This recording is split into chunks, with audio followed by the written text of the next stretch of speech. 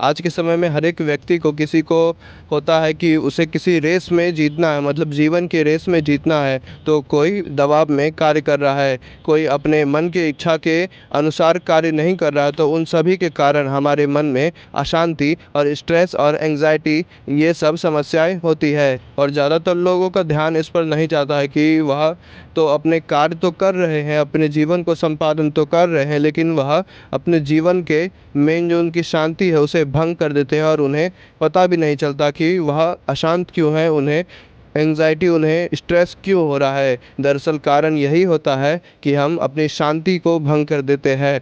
हम किसी अनित्य को नित्य मान लेते हैं, किसी इच्छा से ज़्यादा जुड़ जाते हैं। यही सब कारण होते हैं हमारी अशांति।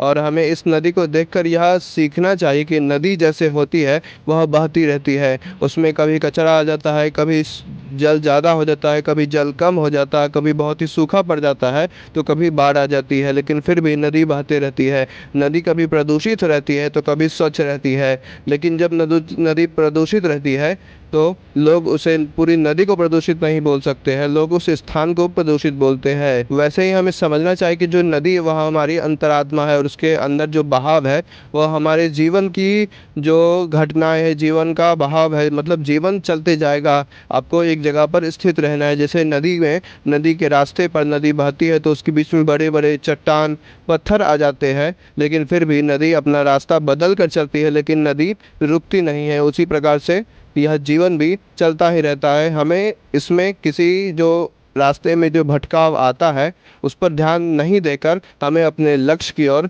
बढ़ते रहना चाहिए।